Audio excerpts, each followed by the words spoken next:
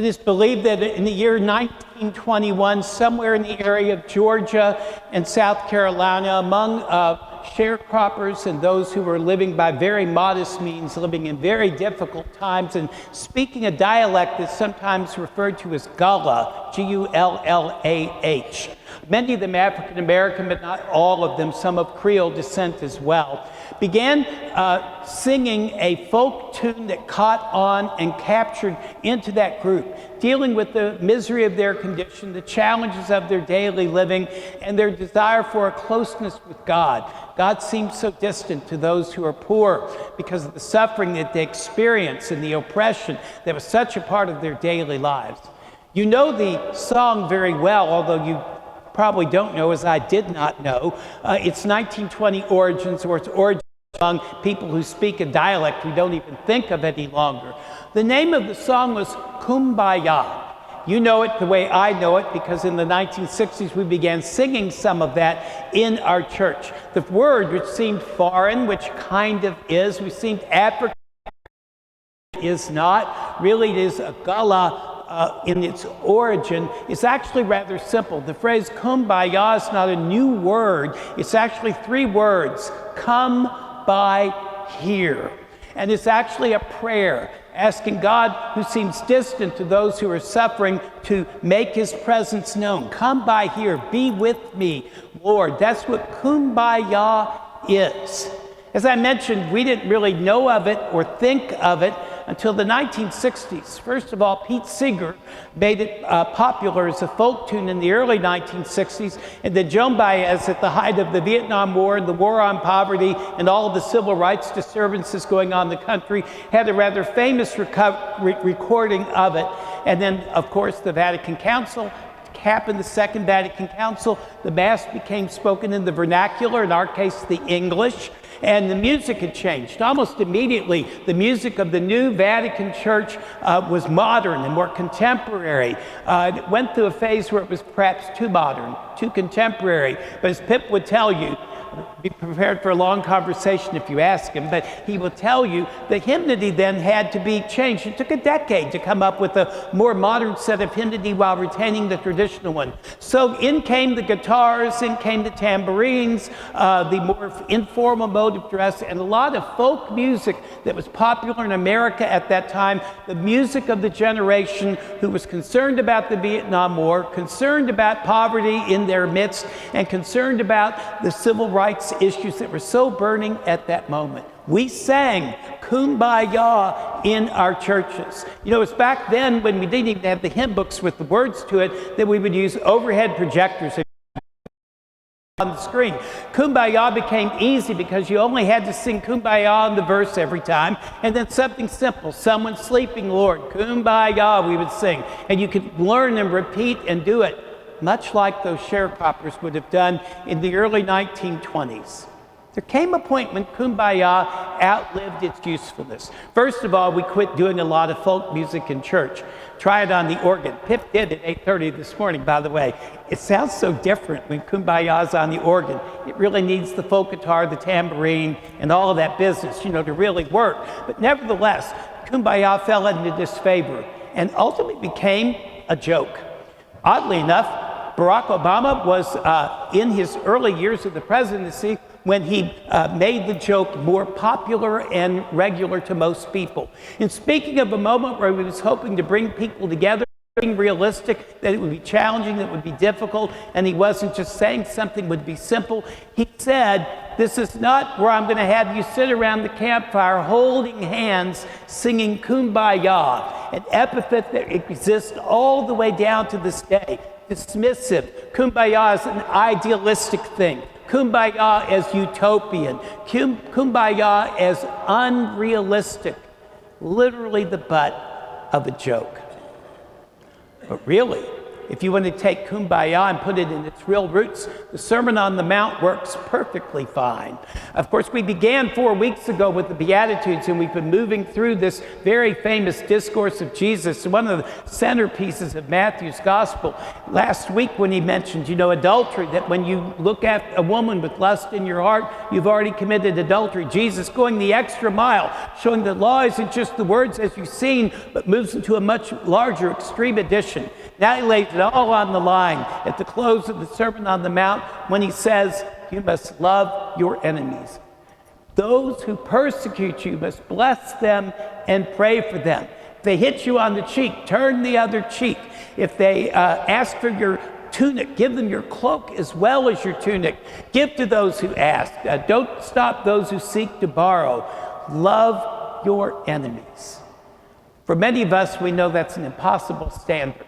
And as a result of that, it can become the butt of a joke, like Kumbaya. What is Jesus really asking us to do? To sit around the campfire holding hands and singing Kumbaya? We know how silly that sounds and how that doesn't seem in and of itself to solve anything. Well, it turns out that the love your enemies isn't found just there in the gospel. These larger, expansive ideas of the law are in all three of our readings this morning. The first reading is from Leviticus. Leviticus is the book of the tribe of the Levites, who were the priests of the early Jewish communities, and therefore this was a liturgical book. The instructions in there were meant to define the moral precepts of the code, and they were told to hate no one, to not hate your brother, to see everyone as literally a child of God. You'd be tempted, once again, knowing our divisions, knowing the difficulties, knowing how partisan things are in our own lives, that it's almost like asking us to sing Kumbaya. It seems foolish, it seems idealistic, and it most certainly seems unrealistic. Then along comes St. Paul. He's speaking to the church in Corinth. We're at the very end of his letter to the Corinthians, his second letter to the Corinthians. He's revisited a church that he established because he's dismayed to learn that they're calling each other names, that they're divided, that they celebrate the Eucharist as a divisive act together. He's scandalized about what they've done, and he's trying to bring them back together. What he says today is dressed up a little more nicely in theological language than love your enemies. That just hits you right in the face. But what he does say is, do you recognize your body as a temple of the Holy Spirit? And then add, so is every other body. You see, you have to love your enemies for this reason. Everyone is created by God. Everyone is made in the image and likeness of God. When you insult, mean, or hate your enemy, you are literally hating God, which goes to the heart of the law. It was laid down from the very beginning. It turns out God's not asking for a Kumbaya moment or asking for something unrealistic or idealistic or utopian. These scriptures make it clear that if you're to be a disciple of Jesus Christ, you cannot hate, you cannot discriminate, you cannot be bigoted, you cannot insult, you cannot ruin the reputation. All these things that haunt our regular daily lives are all the things we cannot do. Well, even though this is the seventh week of ordinary time, no matter what, if we're in the year A, this year the seventh week happens to fall on the week that we begin the holy season of Lent, a circumstance that makes the Sunday readings point right towards our beginning of our Lent observance on Ash Wednesday.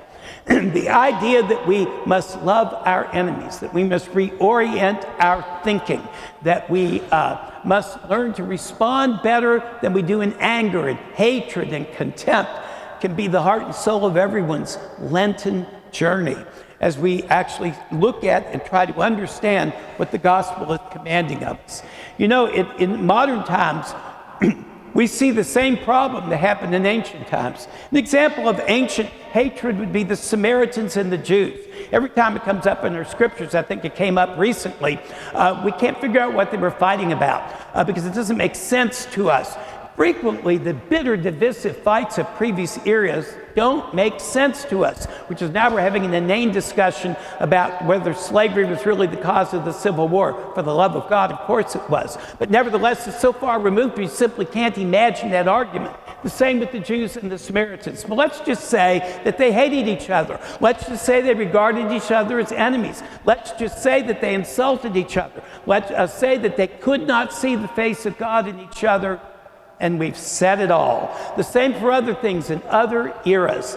And yes, it doesn't take long for you to recognize that it happens right now in our own families, in our own parishes, in our church, in our town and state, in our country, and indeed throughout the whole world. The ancient battle where the answer to distress and difference seems to be first anger that turns into hate and then moves into contempt. And Lent gives us a chance to examine how can each of us in our own journey become less contemptuous of others who anger us, others who are different from us, others whom God says we must love, even though we consider them to be enemies. Examples are easy to come by. Certainly, just any political discussion nowadays runs the risk of thwarting a friendship or a family relationship. I can't tell you the number of people who've come to me that said, someone's not speaking, they can't go to Thanksgiving at their aunt's anymore because the political differences are too great.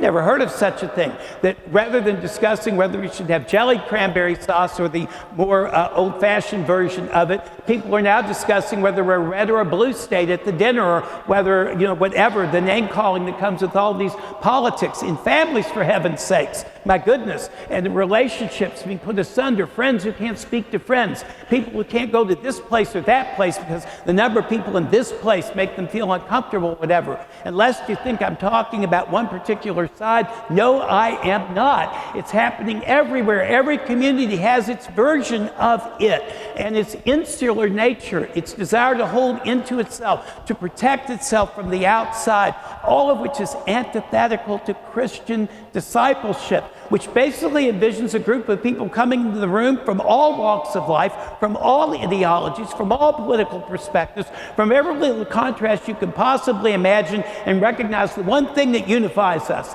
that every last one of us is a sinner, that none of us can say someone sins worse than we do, and that every one of us is in search of a Kumbaya moment, asking God to be with us and allow us to see Him in others and let them see Him in us. And that can never happen if we hold on to anger, hatred, and contempt. I guess the classic example to throw out to you is the epithet used on both sides of the political divide. First of all, some will say of those that they call from red states. Now it's reached a point where they're referring to every one of them, someone who's ever voted for a red candidate or a Republican candidate, as a Nazi or a Nazi sympathizer. For the love of God, read your history book. Do you really think that people have become Nazis? You see, we use the phrase as if it doesn't mean anything, and yet what it does is it shows a division, it shows a difference, and it gives us an excuse for hatred, contempt, and avoidance. On the other side of the screen, everyone's called a commie sympathizing, I didn't think that was a thing anymore, socialist, with not even the most slightest intellectual knowledge of what a socialist is and is. People are Stalinists. We've got Nazis on one side, Stalinists on the other side, and virtually so much of the population is neither this or that at all, but saddled by the name calling. Why do we do it? Well, I live on Facebook. I don't live on Facebook. It's the social media I use the most. I'm hopelessly old because I realize other things have taken its root. I don't understand them, don't try to use them. So Facebook works for me. It only takes a few minutes on Facebook to see the point that I'm illustrating. Any discussion that's the least bit contentious starts into name calling. It's the adult version of the playground. My goodness. And the response is almost immediately provocative. They're button pushing. And the idea that you're going to come up with a gem of wisdom on a Facebook post that's going to make the other person say, I never saw things that way. I'm a changed person. Thank you. That's not what happened. Facebook, those hot button things become opportunities to practice sin. The sin of, first of all, insulting. That's what we do at the first place. If I can't think of something to say, if what you say makes me mad, I insult you. That's why children call names on the playground. It's infantile. So now we do it with adult vocabulary, which I think just makes it worse. Insulting is giving rein to anger and contempt. If it's not insulting, there's ignoring, the silent treatment. I'm going to pretend like you're not there. You're not even worthy of me engaging you or thinking about you. We block people at the drop of a hat. We ignore something at this. We curate our media so that we only see opinions that we really like, which is an endless, difficult process, because you need to understand that all of the social media traffic to them, and the only way they can have traffic is to have controversy, and you cannot block your way out of controversy. Controversy puts eyes on screens and puts money in the pockets of those who are doing it, who are profiting off our own temper fits of anger and contempt. There's almost no way to avoid it once we do it, but I think it illustrates what happens when we do that. And if we're not ignoring or insulting people, then we're making no attempt to understand, no attempt to look for nuance, and no attempt to look for compromise. It's my side or your side. It's my way or your way. Your way, my way or the highway. All these different things that we do. And unfortunately, today's Sermon on the Mount, thousands of years old, is just as relevant now as it was when Jesus uttered those words for the very first time. He meant his words to be timeless. You see, the thing that we should come to learn is that anger leading to hatred, leading to contempt, is the devil's playground. Now, I'm not going to suggest for one we're immune from this. Since the devil's doing it, he's not, therefore the devil makes us do this. That's a simplistic, overly simplistic understanding. It would make Lent meaningless if it was all of that. The truth of the matter is the devil can tempt, but the devil can't make you say the word. The devil can push your button, but only you can choose to respond when your button is pushed. The devil can certainly put you in an environment where you're more likely to react, more likely to say something harsh, more likely to name call, ignore, do all those things we're speaking. And the purpose of him doing that is to move you up the ladder from the moment of anger to actually move to hatred, which is anger turned inward. And that's not enough. By then we move from that because it's a difficult place to be and a hating place. So then what we do is we have contempt for people that are different. They've literally written them off. That's the devil's whole idea, to bring us away from the Kumbaya moment. Because you see, to be a person that follows God, to be a person that follows Jesus, what we have to do is love our enemies, bless persecutors, and pray for them. We cannot write them off. We cannot ignore them. We can't pretend like they don't exist. We can't pretend like they don't matter, because Christian discipleship demands that of each and every one of us, something that God is willing to do, as we'll hear his words on Good Friday from the cross to his persecutors: forgive them, for they do not know what they are doing. Words you and I find so difficult to say. In the end, surely, our spiritual journey is designed to, get us to where we will be received into heaven. That is the point, right? And you know, heaven, even though I like to preach about it often, but certainly at funerals, is still an abstract concept to us. We're not in heaven. We can't imagine what it looks like. When I preach it, I speak of heaven of where there's no anxiety. And I add, you and I cannot imagine in an anxiety-free world. We don't know what that would look like. Therefore, our inability to imagine can sometimes get in the way. So we must wonder, surely, if heaven's going to be interesting, there'll be differences. Surely there'll be, how can that possibly be? And you see, what Jesus lays before us is an image of heaven that's not naive, and it's not impossible, nor is it unattainable, nor is it unrealistic. In a heaven where he says brother loves brother, sister loves sister, everyone respects each other, away from all the petty hatreds and difficulties that we have in this life. Heaven, remember, is free of the influence of the devil, so there's not someone to stir up all of that contempt. Well, Barack Obama made fun of it. He certainly wasn't the only one. I've been guilty of making fun of it myself. But I looked for a good, concrete, synthetic, easy to understand way to describe heaven. Guess where I wound up? All of us sitting around a campfire, holding hands and singing Kumbaya.